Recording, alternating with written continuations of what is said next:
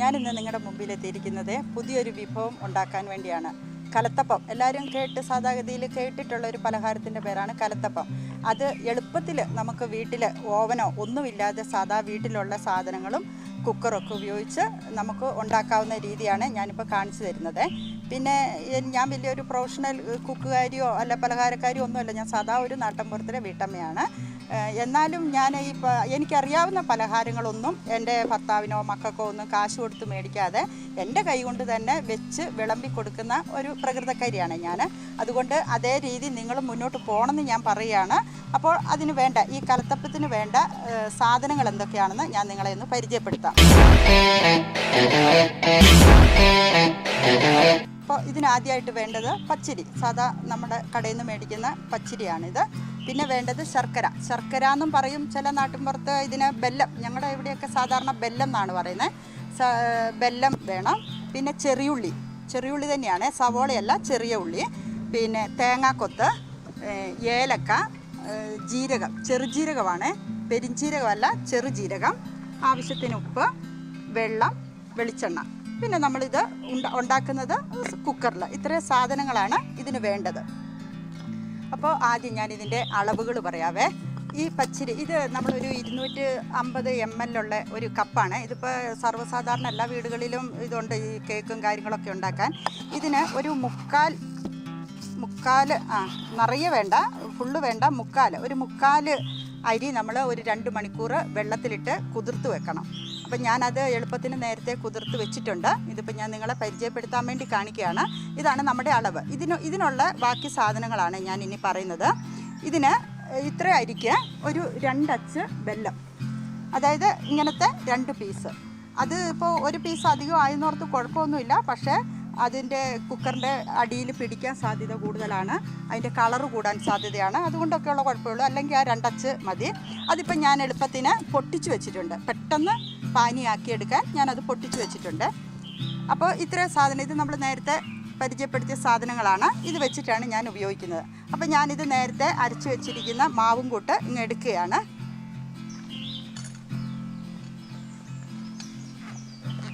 ഇതാണ് ആ മാവ്. ഇതിപ്പോൾ നിങ്ങൾക്ക് കാണാമായിരിക്കും, നമ്മുടെ ഒരു ദോശമാവിൻ്റെ കൂട്ട് പോലെ, അത്രയും ലൂസ്.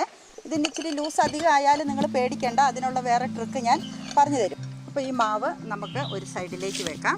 പിന്നെ അടുത്തതായിട്ട് നമുക്ക് ചെയ്യേണ്ടത് ഇത് ശർക്കര. ഞാൻ നേരത്തെ പറഞ്ഞ പോലെ 2 കട്ട ശർക്കരയാണ്. അത് നമ്മൾക്ക് ആവശ്യത്തിന് വെള്ളം ഒഴിച്ചിട്ട്, അത് വെള്ളം കുറച്ച് കൂടിപ്പോയാലും കുഴപ്പമൊന്നുമില്ല.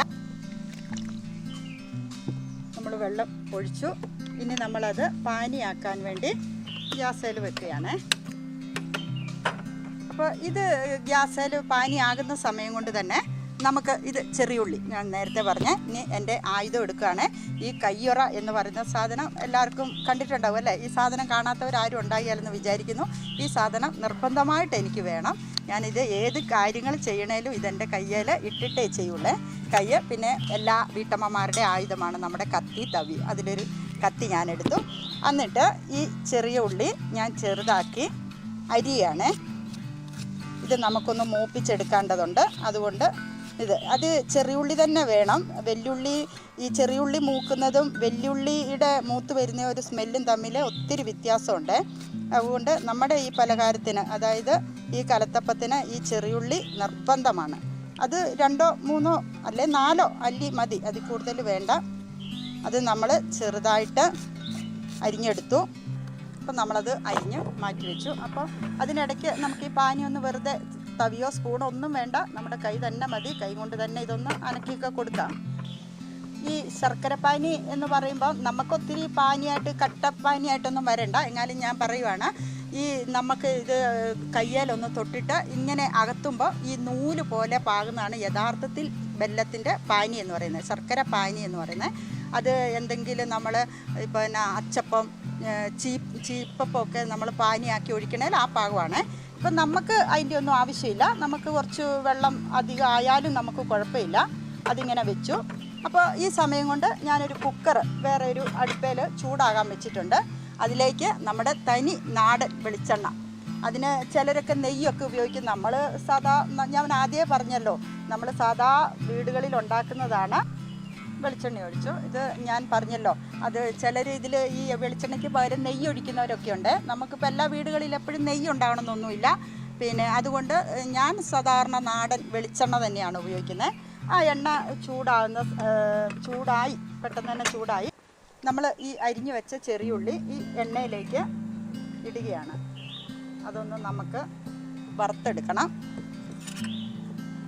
അപ്പോൾ തീ ഒന്ന് ചെറുതായിട്ട് ഞാൻ കൂട്ടി വെച്ചു. അപ്പോൾ ഇത് വറുക്കുന്നതിനിടയ്ക്ക് തന്നെ നമുക്ക് പാനി ഒന്ന് വെറുതെ കൈ കൊണ്ട് ഇങ്ങനെ ഇളക്കി കൊടുക്കാം. അതിലെ ശർക്കര കഷ്ണങ്ങളെല്ലാം അലുത്ത് വരണം. അതിന് നമ്മൾ ഇങ്ങനെ ഒന്ന് കറക്കി കൊടുക്കുകയാണ്. അപ്പോൾ ഈ കുക്കറിനകത്ത് തന്നെ വേറെ പാത്രങ്ങളോ ഒന്നും ആവശ്യമില്ല. ഇതിനകത്ത് തന്നെ ഈ ചെറിയ ഉള്ളി നമുക്ക് ഒന്ന് മൂപ്പിച്ചെടുക്കണം. ചെറിയ ചുമന്ന കളറാവുന്നത് വരെ ഇത് നമ്മൾ ഇളക്കുക.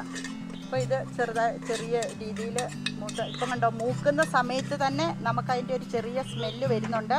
അപ്പം നമ്മുടെ പാനി ഏകദേശം ആയി വരുന്നു. തീ ഒന്ന് ചെറുതായിട്ട് നമുക്ക് കുറച്ച് കൊടുക്കാം.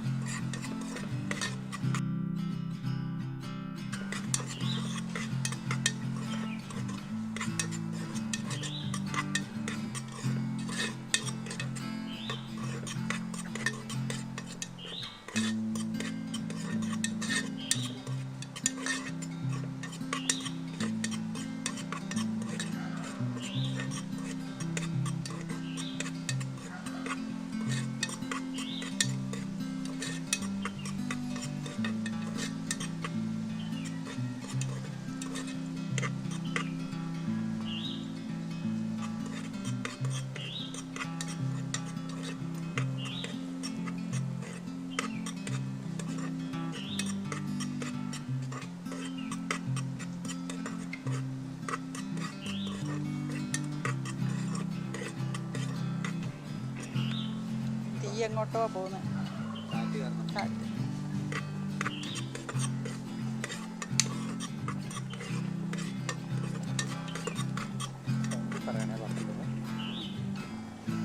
പറയാനായോ, തേങ്ങാക്കൊത്തിടാനായോ?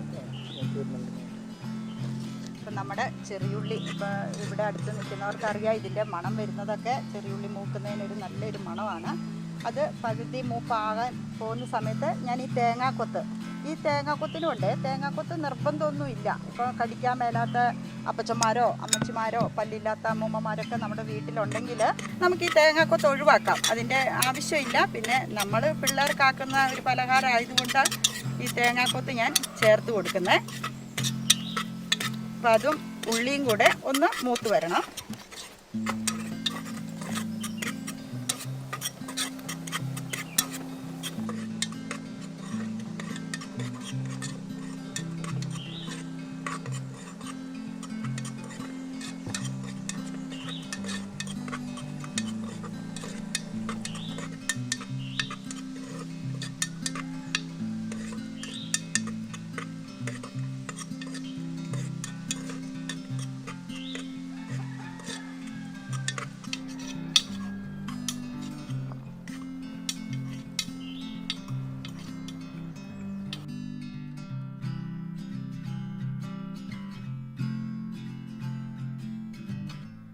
അപ്പോൾ നമുക്ക് തേങ്ങാക്കൊത്തും ഉള്ളിയും മൂത്ത് വന്നിട്ടുണ്ട്. നമുക്ക് ഇത് കുക്കറിൽ നിന്ന് നല്ല മൂത്ത കളറ്, ചുമന്ന കളറ് വന്നിട്ടുണ്ട്. നമുക്കിത് ഈ പ്ലേറ്റിലേക്ക്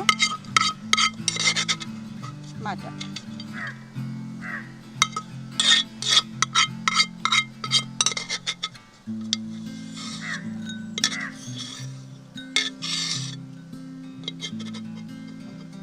നമ്മളിതിലേക്ക് പാത്രത്തിലേക്ക് ഈ വറുത്ത ഉള്ളിയും തേങ്ങാക്കൊത്തും മാറ്റി.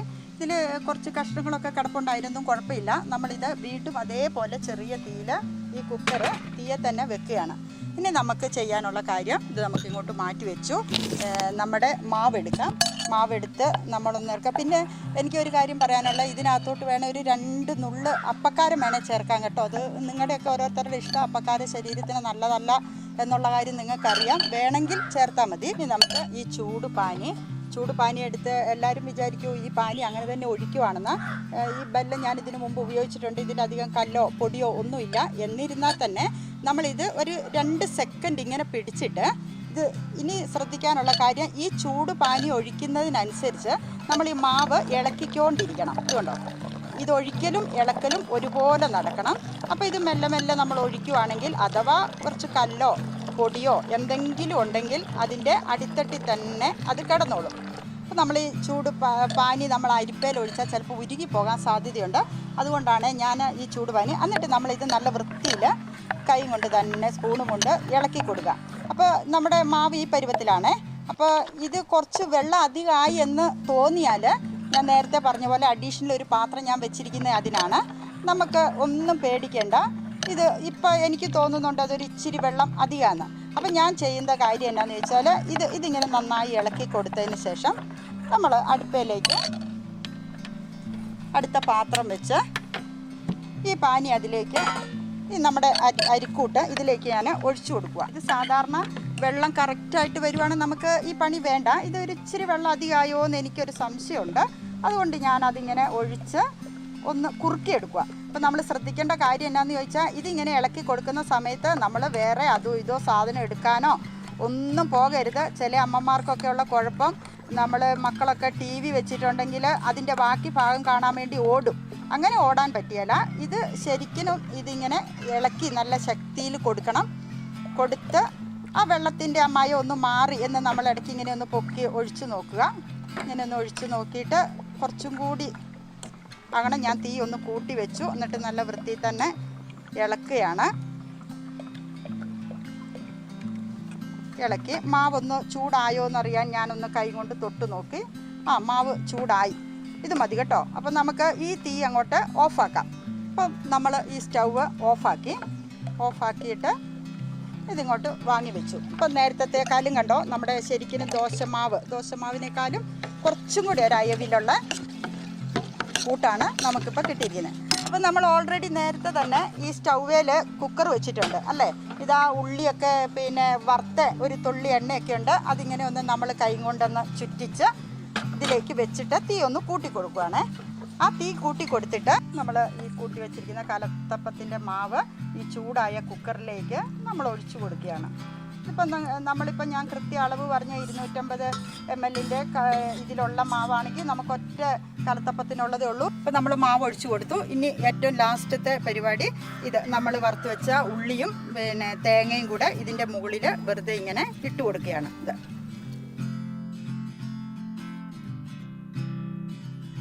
അപ്പോൾ ഇതിൻ്റെ അന്തിമഘട്ടം കലത്തപ്പത്തിൻ്റെ അന്തിമഘട്ടമാണ് നമ്മൾ ചെയ്തത്. ഈ ഉള്ളിയും തേങ്ങയും കൂടെ വറുത്തത് അതിൻ്റെ ആ മാവിൻ്റെ മുകളിലോട്ട് ഇട്ട് കൊടുത്തു. അതിനുശേഷം നമ്മൾ കുക്കറിൻ്റെ അടപ്പെടുത്തു. കുക്കറിൻ്റെ അടപ്പെടുക്കുമ്പോൾ വാഷർ നമ്മൾ ഇതിൽ തന്നെ ഇടുവാണ്. വാഷർ ഇട്ടിട്ട് ഇതിന് പുറത്തിടുന്ന ആ വെയിറ്റ് മാത്രമേ നമ്മൾ എടുത്ത് മാറ്റുന്നുള്ളൂ. അതിനുശേഷം നമ്മുടെ കുക്കർ അടച്ചു കൊടുക്കുക. നമ്മുടെ കുക്കർ അടച്ചു. അപ്പോൾ ഇത്രയും നേരം നമ്മൾ ഫുള്ള് തീയിൽ തന്നെയാണ് കുക്കർ ഇരിക്കുന്നത്. അപ്പോൾ ഇനി ഞാൻ എല്ലാ കാര്യങ്ങളും ഇത് ചെയ്യേണ്ട കാര്യങ്ങളൊക്കെ ചെയ്തു. ഇനി ഞാൻ തീയ് ഏറ്റവും ചെറിയ രീതിയിലേക്ക് ആക്കിയിടുകയാണ്. ഇത് നമുക്കൊരു 15 അല്ല 20 മിനിറ്റ് നമ്മൾ ഓടിപ്പോയി പൊക്കരുത്. പൊക്കിയാൽ അപ്പം പൊങ്ങത്തില്ല. ഒരു 15 മിനിറ്റ് ആകുമ്പോൾ നമുക്കിത് തുറന്ന് നോക്കാം. അപ്പോൾ അത് അവിടെ ഇരുന്ന് വേകട്ടെ. അപ്പോൾ നമ്മുടെ കലത്തപ്പം വേകാൻ വേണ്ടി നമ്മളെല്ലാം റെഡിമണിയാക്കി വെച്ചിരിക്കുകയാണ്. അപ്പോൾ പിന്നെ ഇനി നമുക്ക് ഈ പാത്രവും വേസ്റ്റ് എല്ലാം നമുക്ക് മാറ്റാം, മേശയിൽ നിന്ന് ഒഴിവാക്കാം. നമുക്ക് ഏകദേശം 1/4 മണിക്കൂറായിട്ടുണ്ട്. നമ്മുടെ കലത്തപ്പം ഏത് പരുവത്തിലായിട്ടുണ്ടെന്നൊന്ന് നോക്കാം. ഞാൻ തീ ഓഫാക്കുകയാണ്. തീ ഓഫാക്കിയിട്ട് നമുക്ക് കുക്കറിൻ്റെ അടുപ്പൊന്ന് തുറന്ന് നോക്കാം. അപ്പോൾ എന്നിട്ട് ഇത് നമ്മുടെ വേറൊരു ആയുധമാണ്. ഇത് തനി നമ്മുടെ തെങ്ങോലയുടെ ഈർക്കിലി എല്ലാവർക്കും കണ്ടപ്പോൾ മനസ്സിലായി കാണും. ഇത് വെച്ചിട്ട് ഞാനൊന്നിത് കുത്തി നോക്കുവാണ്. ഇത് കുത്തി നോക്കുമ്പോൾ ഇതിൽ മാവ് വല്ലതും പിടിച്ചിട്ടുണ്ടെങ്കിൽ ഇത് വെന്തില്ല എന്നുള്ളതാണ് ഇതിൻ്റെ പാകം. അപ്പോൾ ഇപ്പോൾ ഇത് ഞാൻ കുത്തി നോക്കുമ്പോൾ ഇത് കണ്ടോ, മാവൊന്നുമില്ല, എല്ലാം നല്ല ഡ്രൈ ആയിട്ട് തന്നെ കിട്ടുന്നുണ്ട്. അപ്പോൾ ഇത് വെന്തു. അപ്പോൾ ഇനി നമുക്കിത് അടുപ്പേ വെക്കേണ്ട ആവശ്യമില്ല. ഇത് നമുക്ക് ഇറക്കി ഒരു 10 മിനിറ്റേക്ക് തണുക്കാൻ വെക്കാം. ഇപ്പോൾ നമുക്ക് ഇത് എല്ലാവരും കണ്ടു കാണുമല്ലോ, കുക്കറിനകത്തായിട്ടുണ്ട്. പക്ഷേ ഇതിൻ്റെ ചൂടൊന്ന് കുറച്ച് തണുക്കണം. അതുകൊണ്ട് നമുക്ക് ഒരു സൈഡിലേക്ക് മാറ്റി വെക്കാം. ഇനി ഇത് ചെയ്യേണ്ടത് എന്നാന്ന് വെച്ചാൽ തണുത്ത് കഴിയുമ്പോൾ നമുക്കൊരു ചട്ടകമോ അല്ലെ സ്പൂണിൻ്റെയോ സൈഡും കൊണ്ട് ഇതിൻ്റെ ഈ സൈഡ് ഇങ്ങനെ വെറുതെ ഒന്ന് ഇളക്കി കൊടുത്താൽ മതി. ഇങ്ങനെ വെറുതെ ഒന്ന് തണുത്ത് കഴിഞ്ഞിട്ടാണ് ഇതിങ്ങനെ വെറുതെ ഒന്ന് ഇളക്കി കൊടുത്തിട്ട് നമ്മുടെ പാത്രത്തിലേക്ക് കമത്തിയാൽ നമ്മുടെ കലത്തപ്പം റെഡിയാകും. അപ്പോൾ ഇത് തണുക്കാൻ വേണ്ടി ഞാൻ മാറ്റി വെക്കുകയാണ്. ഇപ്പോൾ ഏകദേശം നമ്മുടെ കലത്തപ്പം തണുത്തിട്ടുണ്ട്. അപ്പം ഞാൻ അതിൻ്റെ സൈഡെല്ലാം കുത്തി ഒന്ന്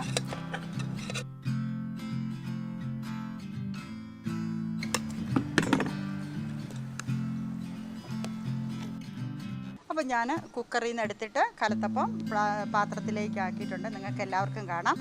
തേങ്ങാക്കൊത്തും ഈ കറുത്ത് കാണുന്നതൊക്കെ നമ്മുടെ ആ കുഞ്ഞ് ചെറിയുള്ളി മൂപ്പിച്ച് അതിൻ്റെ മുകളിൽ ഇട്ടതാണ്. അപ്പോൾ ഇത് ശരിക്കും തണുത്ത് കഴിഞ്ഞിട്ട് നമുക്ക് ഈ വട്ടയപ്പൊക്കെ മുറിക്കുന്ന പോലെ നമ്മുടെ ഇഷ്ടാനുസരണം പിന്നെ ത്രികോണത്തിലോ നേരെയോ ഈ ചതുരത്തിലോ എങ്ങനെ വേണമെങ്കിലും ഇത് മുറിച്ച് നമുക്ക് മക്കൾക്കോ അല്ലെ വിരുന്നുകാർക്കോ പ്രത്യക്ഷമായും ചിലപ്പം വിരുന്നുകാരൊക്കെ വരുമ്പോൾ പെട്ടെന്ന് നമുക്ക് പടപടാന്ന് പറഞ്ഞുണ്ടാക്കാൻ പറ്റുന്ന ഒരു പലഹാരം. വേഗം മുറിച്ച് നമുക്ക് ചായയുടെ കൂടെ കൊടുക്കാം, വെറുതെ കഴിക്കാം, രാവിലെ കഴിക്കാം, 4 മണി പലഹാരത്തിൻ്റെ കൂടെ കഴിക്കാം, എന്ത് വേണമെങ്കിലും ചെയ്യാം. അപ്പോൾ എനിക്ക് പറയാനുള്ളത് നിങ്ങൾക്ക് ധൈര്യമായിട്ട് ആർക്ക് വേണമെങ്കിലും ഇത് ഉണ്ടാക്കാൻ പറ്റുന്ന ഒരു പലഹാരമാണെന്ന് നിങ്ങൾക്ക് മനസ്സിലായി കാണുമല്ലോ. അപ്പോൾ എല്ലാവരും ഇത് ഉണ്ടാക്കണം എന്നാണ് ഞാൻ അപേക്ഷിക്കുകയാണ്. കാരണം നമ്മൾ പൈസ കൊടുത്ത് മക്കൾക്ക് പലഹാരം മേടിച്ച് കൊടുക്കുന്നതിലും നമ്മുടെ കൈകൊണ്ട് തന്നെ ഉണ്ടാക്കി നമ്മുടെ മക്കൾക്ക് കൊടുക്കുന്നതാണ് നല്ല ഹെൽത്തിനും എല്ലാത്തിനും, പൈസയ്ക്കും സാമ്പത്തികത്തിനും എല്ലാം നമ്മൾ തന്നെ അതിന് മുന്നിട്ടിറങ്ങിയാൽ പകുതി ആരോഗ്യ പ്രശ്നങ്ങൾ കുറയുമെന്നാണ് എൻ്റെ പക്ഷം. അപ്പോൾ നിങ്ങളെല്ലാവരും ഇത് ചെയ്യുമെന്ന് ഞാൻ പ്രതീക്ഷിക്കുന്നു.